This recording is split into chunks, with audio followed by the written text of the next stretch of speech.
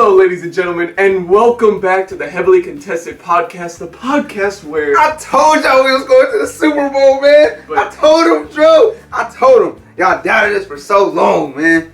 Raider Nation, baby. Check this out.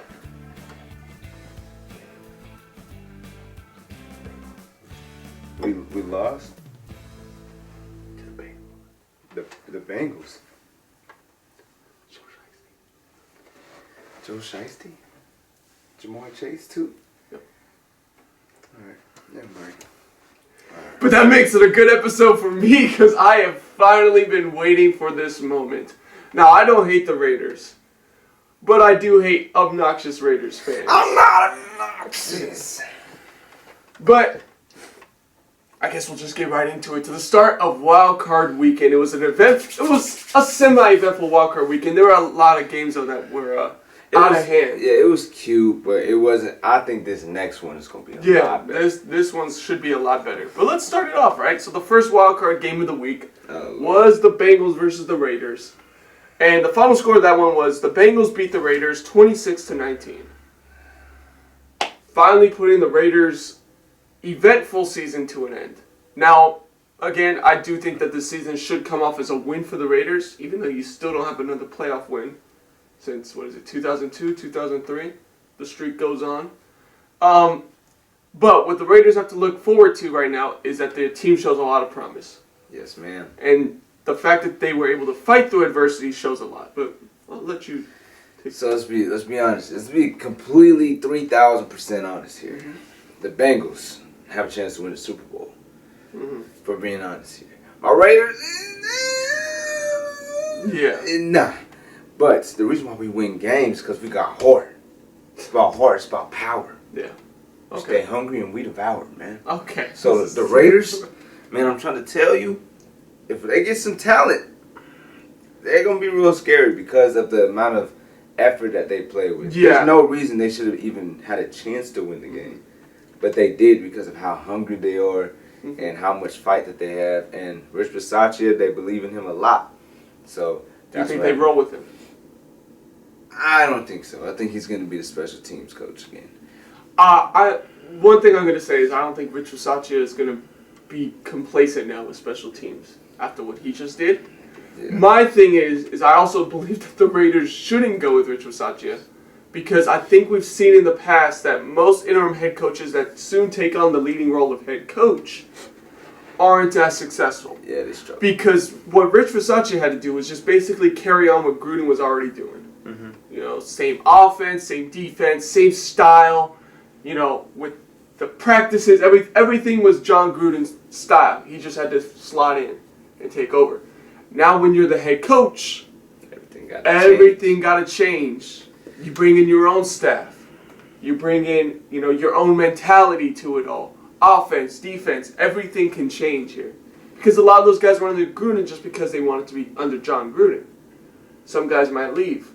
Some might stay, but if Rich Bisaccia wants to take over, he's probably going to have to find new coaching staff. He's going to have to bring in a new formula.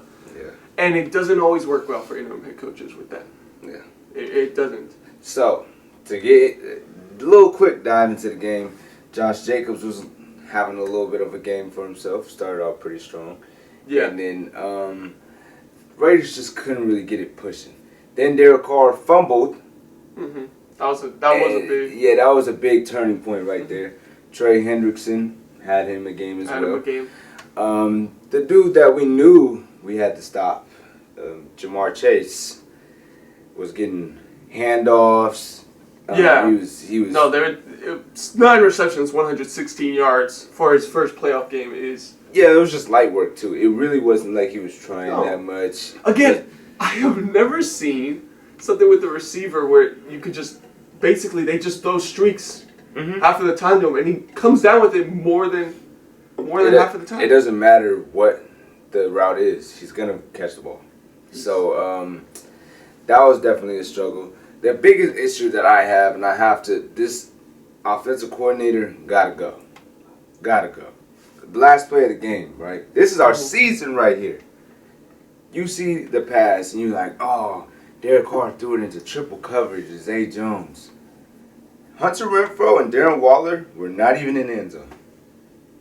The Yeah. play design did not even have them. Play design didn't have no layers to it. And it was just like, you're just going to throw it to one of our, he's our third receiver, Yeah. maybe our second. Yeah. You're not going to give it to two of our best ball catchers. The one thing about goal line plays is I think the best type of goal line plays are where you have layers to them. Like you have an underneath route with a route that's kind of deep in the back of the end zone. It makes the defenders have to choose, because if the defenders see that underneath route and they feel like, oh wait, he has a lane to the end zone, they come up, then you have something behind them. You got to have layers to it. You got to have meshing points. You want to be able to, especially because in the NFL most teams run man coverage. Yeah. You know, you want to find a way to zigzag, cross up receivers so that one guy can break open. And it wasn't a good play concept at the end of the game. But overall, the Raiders' play calling wasn't super great. Yeah, it was. Here's the thing. The Raiders' defense did their job. When you hold the Bengals to 26 points, to be honest, should be seen as a success, especially because they held the Bengals to field goals the majority of the time. Yeah. They only had 2 touchdowns that game. Yeah. One from C.J. Uzomah to start off the game, and then the one from Tyler Boyd. Yeah. Little controversial. I think they would have scored anyway. Yeah. But, well, honestly, it's the ref's fault. Mm-hmm. Because he wasn't out of bounds. No, the ref should have seen it from the first place. But if you blow the whistle, most players are going to stop running. Exactly. So it's kind of... I feel like, because I've watched that play over and over again, the whistle was blown when the ball itself was probably already like a half a second away from being caught by Tyler Boyd. I don't think it made a big difference on the play, but based on the rules of the game, it should have been a reset. Yeah. Because if you want to follow the rules of the game. Yeah. You know? I don't, like you said though, I still think it would have been a touchdown, but, you know. It's a little, that's not fair. That's not fair. Yeah. It isn't fair. But either way, you know, it's not just that one play that defined this game. The Raiders would have lost the game no matter what. Because the Raiders' defense was holding in the field goals. It's the Raiders' offense that couldn't get going. Derek Carr had 50 pass attempts this game. Here's my problem. Josh Jacobs had 13 rushes for 83 yards. And why did he only have 13 carries? He could have just carried our offense. That run game was working against that Bengals defense. And I know the Raiders were down, but there's gotta be You can't get in panic. You can't get in panic mode. Exactly. You know, stick with your offense. Stick with what is working. What's working. You know, play off the play action off of that. Darren Wallace started to wake up there by the end, but it was just a little too late for the Raiders to get going. It's already over.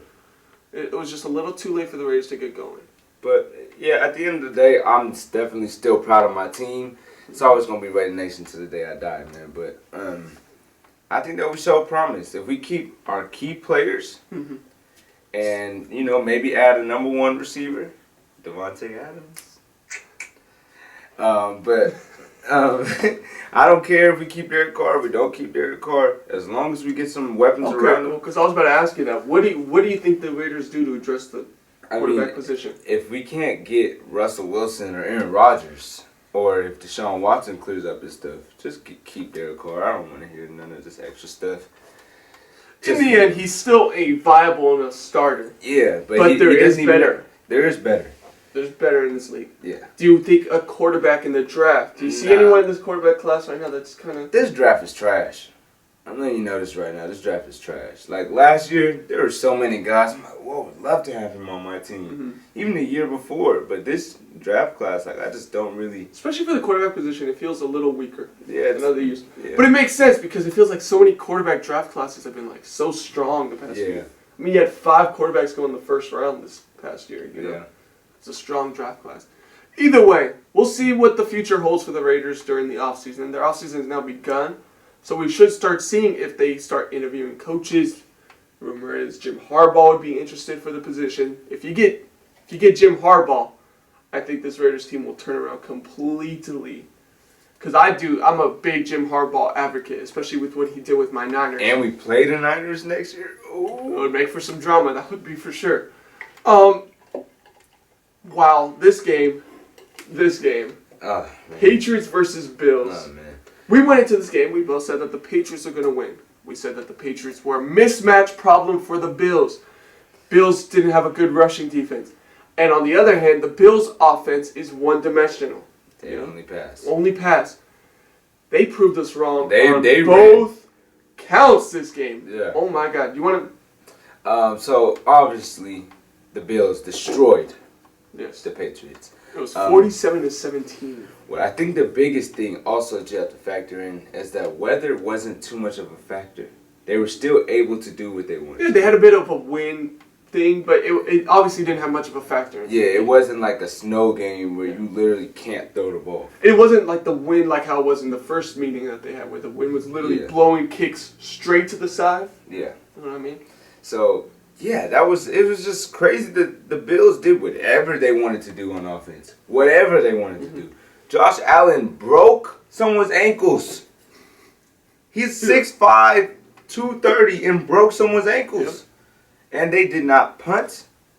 They did not turn the ball over. The first ever perfect offensive game by a team. 7 drives, 7 touchdowns. That's first of all, I think it's crazy that's like the first one ever. Yeah. Because I feel like I would have seen some games that would have, but I've never seen a game where they've scored every single drive. I guess so, because in the end, even in the games where the team's just better, there's many moments where they kind of just chill out. Yeah, or they'll put in the backup. This team did it. This was like personal though. This felt like the years of Tom Brady, all those 20 years, all of their frustration, all their anger just came out in this one game. They wanted to just. And Mac Jones was a victim. What was Mac Jones' stat line? I mean, Mac Jones was 24 of 38, 232 yards, 2 touchdowns, 2 interceptions. Oh. One. Remember, Travis has been talking about these two guys since the beginning of the season. He says the best safety duo in the NFL, and I can't disagree, Micah Hyde and Jordan Poyer. Mm-hmm. Jordan Poyer has not allowed a touchdown in 530 defensive coverage snaps. That's an insane stat alone. He didn't make the Pro Bowl. He didn't make the Pro Bowl. But one of them did. That was Micah Hyde, who came up with that amazing interception to start off the game. And that's kind of when you could see where this game was going. It was over. In this direction. I mean, that was a great play. You saw it, obviously. Yeah. But yeah, where he tracked the ball like a receiver and was able to get it over Nelson. He couldn't even see the ball coming. How did he catch that? No, it was great ball tracking. Man. Here's the thing. So now let's look ahead. Obviously, New England, there's still a lot to look forward to in the future. They shouldn't have even been in the playoffs in the first place. This roster is not. There's no way that was in the plans. I don't still think this roster is like fully ready. I still think this, especially offensively. They need a receiver. They need a bigger receiver, like kind of Allen Robinson. they need a true number 1 receiver. You know, Allen Robinson, any guy that they might be able to pick up. They need a true number 1 receiver. I think, and also it's just more on the offensive aspect. They just need Mac Jones needs time. Yeah. Some people might look at this game and say, "Oh, I knew it. Mac Jones was a fraud." No. It's a rookie's first playoff game. It's a rookie's first playoff game. It's against a great Buffalo team in Buffalo, and also on another thing, Mac Jones has shown a lot more than I expected. Yeah, he's talented. He's a very talented passer. Yeah. And in an offense like this, that's kind of all you need for New England. The thing is, too, is you got to realize what system he's in. Yeah. And how he's just going to continue to thrive as he gets better. Yeah. You know? So, but the biggest story I would say is we were kind of scared the Bills might not even make the playoffs. Or There was a brief moment. The Bills are hot now. Now they got hot at the right time. This is the Bills team that we expected, though. Yeah. This is the team that needs to happen every single week. Mm-hmm. And next week, you're going to see what happens. We're going to see what happens, and we'll get into that game. But for Buffalo, also another thing to note, Devin Singletary, 16 carries, 81 yards. Man. That's a great They had a rushing attack, man. They had a rushing attack. They had a passing attack. Josh Allen bringing it from both ends of the spectrum, rushing and passing. This is where the Bills are dangerous. Mm-hmm. Not to mention the fact that their passing defense is the best in the NFL. Mm-hmm. And they don't even have Tre'Davious White. If they had Tre'Davious White, it would be over. It'd be over passing. No receivers catching the ball. No. So they have the best passing defense in the NFL. They have one of the best passing offenses in the NFL. And now it seems that, at least for this game, they came out with a plan where the rushing attack on both ends was good. And so now here you have to wonder, if the Bills keep playing like this, and I'll say it right now, if the Bills keep playing at this level, they will win the Super Bowl. Playing at this level. With the best passing offense, they just need a solid rushing attack. If they have a game like this, definitely. If they play complete football like they did. Now, will they? We'll have to see. That sounds so ugly. The Buffalo Bills have won the Super Bowl. Ew.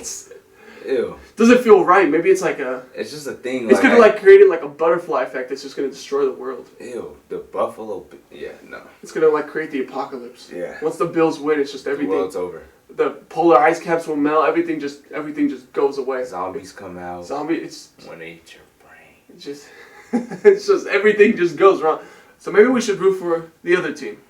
Now, let's actually... Okay. Eagles-Bucks. Let's skip over this really quick. The Eagles are out of the league. The Bucks, although hurt, are just better than the Eagles. Bucks win that game. And Jalen Hurts shows that he still has a lot to prove passing-wise. But it wasn't a complete blowout.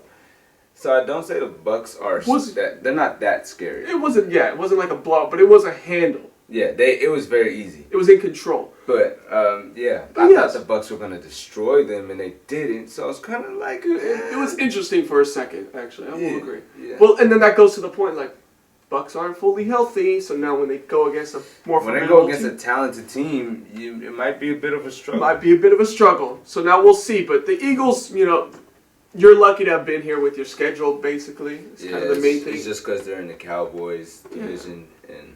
To be honest, I would have much rather have seen the Saints in this game because I do think the Saints' defense proves more of a threat to the Buccaneers than their offense is pretty trash, though. True, but we've seen the Saints beat them twice, and once even with that bad offense even. But the Eagles, you have a lot to look forward to in the future, but you have to. I wouldn't blow things up with this team. No, because you have two young people on offense, Jalen Hurts and Devontae Smith. Miles Sanders at running back as well. They all three of them have the potential to really be great in this league. No, definitely. Devontae can be the best in the league at some point. Yes. And to the people who are saying because of Jalen Hurts' bad game passing, that Jalen Hurts will never amount to anything, I think the biggest and the best example I'll always use is Lamar Jackson in his first season was a horrible passer. And then coming to the second season, he threw for... 35 passing touchdowns while still doing what he was doing rushing-wise? Yep. And Lamar Jackson's only gotten better as a passer. Yeah. Start of this season, it looked great before he got hurt. Just give Jalen Hurts time, man. He's a second-year quarterback. Why do the Eagles hate him so much? No, they want... It's like, ew, Jalen. That's what teams, though, they mess up because they're so quick. We want it now. We want it now. Bro, you guys just won a Super Bowl like 4 years ago. Patience. You could take some time off and we'll win again. Patience. Let this team develop. But it shows a lot of promise. Oh, the game of the week. Oh man, I love this. This was a terrible game. I love this. I felt like this game right here was definitely rigged. Oh, come on now. The refs. Come on now. But our prediction for game of the week was the Niners versus the Cowboys. And man, when I tell you. So at the beginning of the game, I'm like, okay, the Niners are doing kind of good. Then the Cowboys started coming, and I'm like, oh, snap. Mm-hmm. And then, of course, we know what happened at the end of the game. But I'm going to just say this right now. Mm-hmm. Dak, you're done. I think Dak is done in that situation. I think that was a bad play. Oh, yes. I thought you said Dak is done. I was like... No, done. I was like, done. I was like, dude threw for 40 touchdowns in Seattle. But no, he is done. And it's not so much because of the play call. Just get like 10 to 15 yards. He went, how far? He went like 20, 25 yards down the field? Yeah. Dude, you could run out of bounds. It's just, oh my God, there's so much about it. You have to factor in the fact that your O-line has to run down the field. They're all fat and slow. And then the other fat and slow people are the referees. And the rule is, the ref is not really at fault for this play because the rule is, and you see it with like players who are who have situational awareness. Yeah. Like Larry Fitzgerald's the best example. Every time he catches a first down pass or something, runs straight to the referee. Gives it to him. Lines up. Dak Prescott gave it straight to his center and thought the center would be the one to be able to... Bro. But it has to touch the ref's hand first to center because it makes sense. If the players could just center their own ball, what's stopping them from a couple yards forward or, Yeah, they can do a bunch of easy stuff. So the ref has to be the one to center it. Dak Prescott made the mistake of rushing too far down the field to where the ref couldn't catch up. They also couldn't create a lane for the ref. They blocked him off from being able to touch the ball. Had they even just set the ball down and they would give like the ref a little pass so he could just run, tap, set, boom, go. He probably would have given him a second. Even at that, even if they did get another play, they were not close. No. They were still like at the 35 or something. And there's another thing I want to mention. It should have come down to that anyways. Because truthfully, sorry to all the Cowboys fans out there, the Niners were a better team. The Niners were the better team. They showed that they were better. From the opening snap to the end, the Niners showed they were a better team. The Niners almost sold.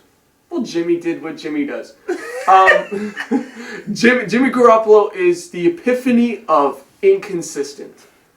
And I mean that so much because Jimmy Garoppolo will play quite literally great football and then just make just some of the mistakes that are just really like good. He was really good in the first half. So frustrating. Okay, let's start with the beginning of the game. We came out, great rushing attack, Elijah Mitchell, Deebo Samuel, Jimmy Garoppolo play actioning off of those.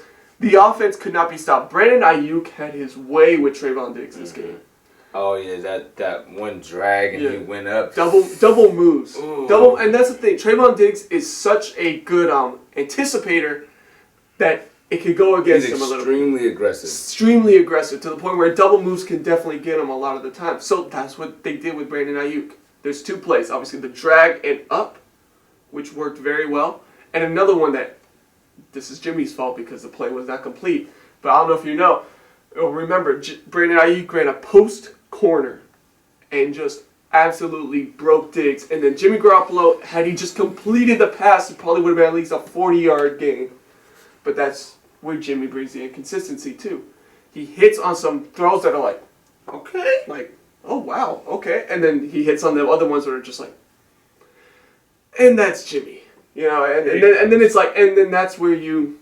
Okay, I remember what type of quarterback because you were. even when Jimmy's doing well, I hate that I always have the feeling of like, oh, like, when's he going to make that mistake? You know, like, you always like thinking when it's like, oh, okay, we're doing good, but like, and then, you're always on edge though. Yeah. You never feel comfortable. At all times. When the Niners got the ball at the end of the game, I was like, oh my gosh, they have to pass for a touchdown? Pass for the first down? And that's it. It's just like, you don't want it, like, that's, But here's the thing. Besides the few mistakes that Jimmy Garoppolo made, he made more good plays than bad. Good plays. And he had some very good throws. What's really to talk about, though, is Deebo Samuel. Deebo Samuel, 112 total yards. Deebo doing what Deebo does. He's doing great receiving and rushing. I like to compare him. He's a upgraded version of Cordero Patterson. That's exactly what he is. That's exactly what he is. He's just a better version of him. Yeah, and the thing is not even Cordero Patterson could do what Deebo does. Truthfully. And the reason why is, and I'm pointing out a friend who watches the podcast trying to say Jamar Chase could be put in the same situation and do what Deebo does. Jamar Chase isn't a running back. No. And the thing is, too, Deebo is thicker. Yeah. Deebo is... He thick, boy! Deebo's built like a running back.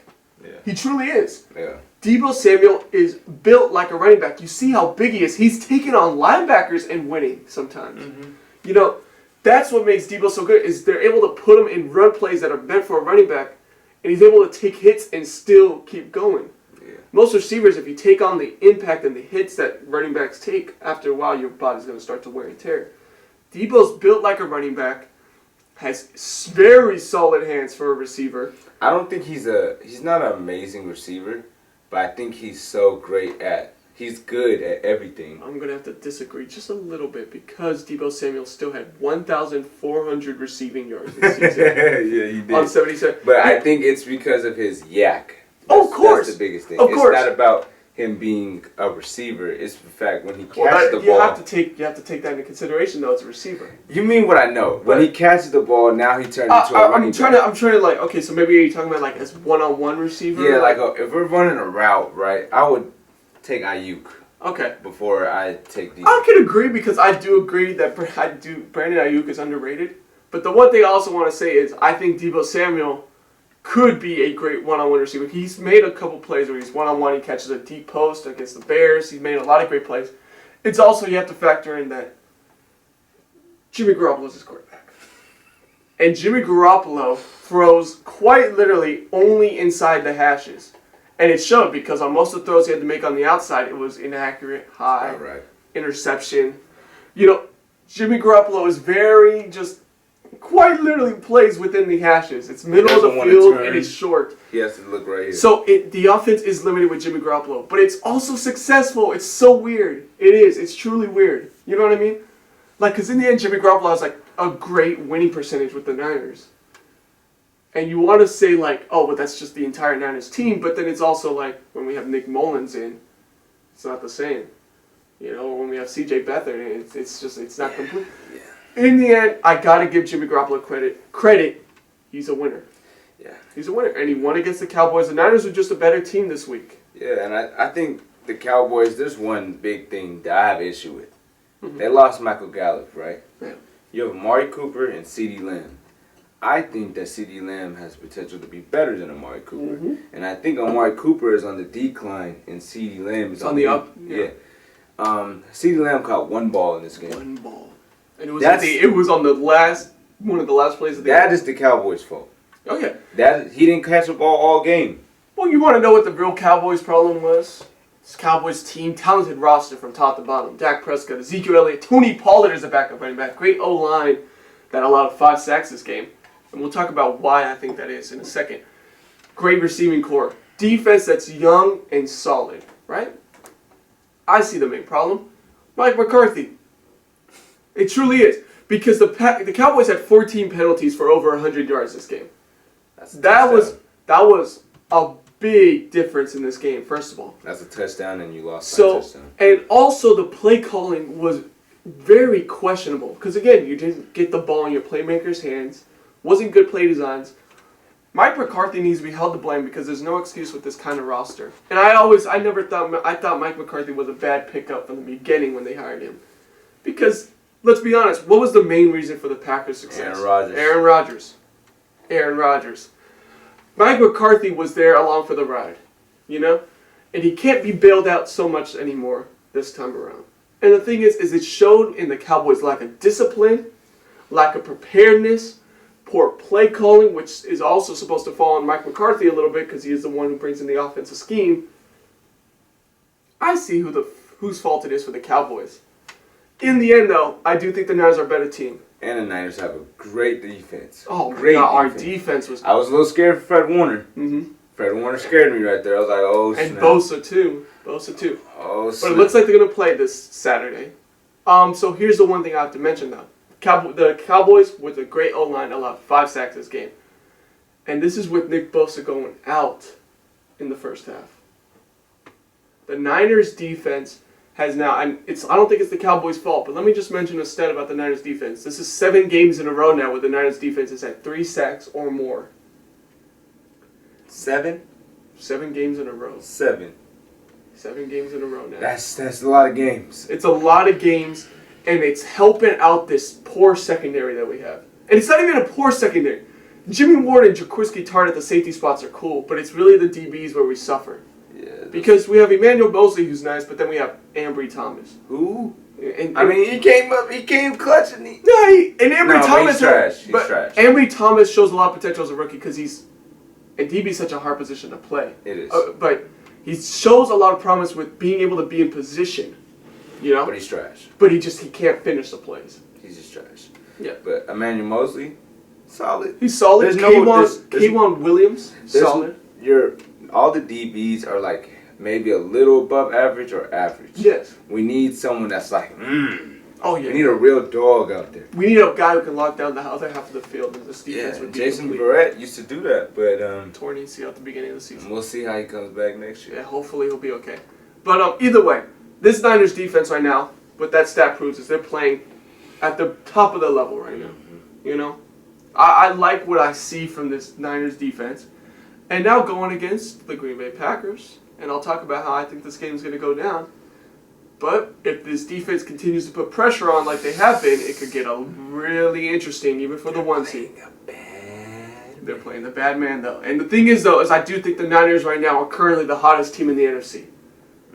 Record going into the playoffs and now having beat the Cowboys as well. This is a team that's, again, in rhythm. And rhythm is a huge factor, at least for me, when I think about who's the best team in these playoffs. Because the Niners are 10-7, but if you go by based on the end of the season, they're 8-3. So tells a different story. I guess we'll have to wait. We'll have to wait and see. Now this next game, let's get over it really super quickly. The Steelers lost. No one cares about the Steelers. The Steelers shouldn't have been here from the start. If the Steelers weren't here, this game may have been interesting. Yeah. If it would have been the Chargers or the Raiders. T.J. Watt tried. He tried to put his team on his back. It wasn't good enough. Wasn't good enough. The second half, Patrick Mahomes said, "Hey, man, I appreciate you guys for coming out. I'll give you your participation trophy." Hey, Ben Roethlisberger, you had a great career, man. Yeah, I appreciate you, man. Travis Kelce, you want to go score this touchdown real quick? Yeah. Here you go, man. Quite literally casual. It was just casual it was easy for the Chiefs. The Chiefs at first showed a little bit of a scare. It was a little scary in the beginning. And it shows their inconsistencies that they had all season, but they finished like the Chiefs did. And so now they have a date with the host the Bills coming up next week. But as expected, the Steelers lost. And finally we could say that this team finally got what they deserved. They did way too late, though. They should not even made it to the playoffs. Way too late. They shouldn't have had a positive record. No, it's just, oh my God. You tied with the Lions. You tied with the Lions. I think the Lions are worse than the Jaguars. I think the Lions are worse than the Jets. I think the Lions are better than those two teams. You think so? Let's not have a debate on 2-win teams right now, Travis. This is playoff time. We don't have to debate about these guys. Who cares? Monday Night Football. Wow. So this one right here, I thought this was going to be a great game. I was saying it could have been an argument for second for game of the week, possibly. But the only issue is that I've seen a lot of inconsistency with the Cardinals every time they don't have DeAndre Hopkins. And especially later in the season. DeAndre Hopkins, he's the focal point of their offense. If they don't have him, everything shifts. Because he's used to getting, especially in these big-time games, he'll get like 8 to 10 receptions at least. Now, also remember, this is a Cardinals team that lost to the Lions in Detroit and then the following week beat the Cowboys in Dallas. You know what I mean? It was so inconsistent. Their offense was out of rhythm, out of sync, and it showed. And the Rams just came out with a better game plan. Yeah. They came out more prepared, more energized. Matthew Stafford, see, this is where the Rams are dangerous now. When Matthew Stafford doesn't turn the ball over, this Rams offense is very successful. And Cam Akers came out, man. Exactly. Oh my gosh, Cam Akers. The rushing game, Sony Michel and Cam Akers working as a duo. Cam Akers also working in the passing game. OBJ Odell Beckham finally looks fully in rhythm. He's getting comfortable, man. He's getting really comfortable in that Rams offense. Cooper Kupp, we don't even have to explain it. It's Cooper Kupp. Tyler Higbee as a tight end, doing great. Van Jefferson as a deep threat. Very scary. And they still have Von Miller. Aaron Donald, Jalen Ramsey. And Eric Weddle's on the team too. And he's a little sleeper. He's a veteran presence. You need those in the playoffs. So again, this Rams team, if this roster comes together and plays mistake-free football, they're the best team in the NFL. Yeah. They played mistake-free football this past game. Can they keep it going, though? And I think Cam Akers adds a lot to the offense. He does. The rushing game helps Stafford out a lot. And he almost killed one of the best safeties in the league. Oh, Buda Baker. Up to Buda. I think he's perfectly fine. He's okay. It was just a concussion, thankfully, but it was a scary sight. Man, he killed him. Okay, yeah, okay. Now that Buda Baker's okay, we can talk a little bit about the fact that Cam Akers was running through people. Oh my gosh. He was running through, and that's what Cam Akers brings, though. I haven't seen Cam Akers play in a long time. Yeah. And before this season, didn't pay attention to the Rams as much. Cam Akers brings a lot of just power. He brings energy as well too. Oh, yes. And they're a scary team. They are a scary team because they played perfect football. If they could keep that going, like that's the biggest thing. Stafford had many games where he'd throw for 4 touchdowns and throw 3 interceptions as well. And that's why the Rams lost this game, or lost that game. You know, this game, that game.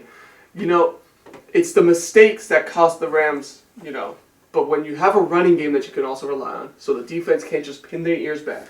Yeah. And you also you come out with a solid game plan where you tell Stafford, just don't try to do too much. Just execute. Let your playmakers make the playmakers make the plays. And the thing is that what Stafford brings is he brings a better deep ball than what Jared Goff brought. Definitely. And Jared Goff is not a horrible quarterback, but Jared Goff was also one that caused a lot of mistakes. Yeah. You know? And I think on the other side is Kyler Murray he didn't have a game. No, he didn't have a game. I think he was not ready for this. Here's the problem for the Cardinals, and I'm going to say it. I said it from the beginning of the season, what could be the Cardinals' downfall. I predicted this. Cliff Kingsbury is not a good coach. He's not ready for the NFL. He never was ready for the NFL. Cliff Kingsbury's record as a college coach, he went 11-20 with Patrick Mahomes as his quarterback in college. And he got a starting NFL coaching job. So basically, he got a job because of Patrick Mahomes. Patrick Mahomes. Just because he knew Patrick Mahomes, because he worked with him. Cliff Kingsbury is not a good coach, and it shows because the Cardinals have gone downhill consistently every single season. Even last year, when the Cardinals started off good and they looked like a playoff team. Yep. And then by the end of the season, it just... Yeah, it's really scary. I really think that the Cardinals need to get that situation. They need to get that. And they need to get some better weapons around Kyler. Well, DeAndre Hopkins is the big one, first of all. Yeah, because DeAndre Hopkins is never... He's starting to seem like Julio Jones here, where he gets injured a lot. Hopefully these injuries don't start to mount up. Christian Kirk looks solid. Yeah, but I think you're going to need another receiver. You might have to start looking for it. Because DeAndre Hopkins... This ain't the Jets. This ain't the Texans. We need you alive the entire season. So, and again, yeah, it's just if we start seeing these injuries start to mount up, we're gonna start seeing his play start to dwindle down as well. It's not looking good for D-Hop right now. And also Kyler, that one play where he's in the back of his end zone, trying to do too much. What are you doing? Trying to do too much. He's the fastest guy on the field. Don't throw the ball. Get out of the end zone. Yeah. You're the fastest guy on the field. Or throw the ball away. You could have thrown it away a lot sooner. So the thing is Kyler Murray just looked a little phased. The Cardinals, scheming-wise, just game plan-wise, did not look prepared for the Rams at all. Not at all. So it was just, they got outmatched. And the Cardinals were just not looking good at the end of the season. They were out of rhythm completely. So a poor debut for the playoffs for Kyler Murray. I don't expect this to be his last, though. I do expect the Cardinals to be better. Come back, but again, we have to remember how much promise this Cardinal team shows for how young they are. The only issue is they do need help in the defense to become younger. Because Chandler Jones and J.J. Watt are both... Chandler Jones in a contract year as well. Yeah, they're both kind of getting up there in age. And they could be gone. Who knows? You know what I mean? So, we'll see what the future holds for the Cardinals.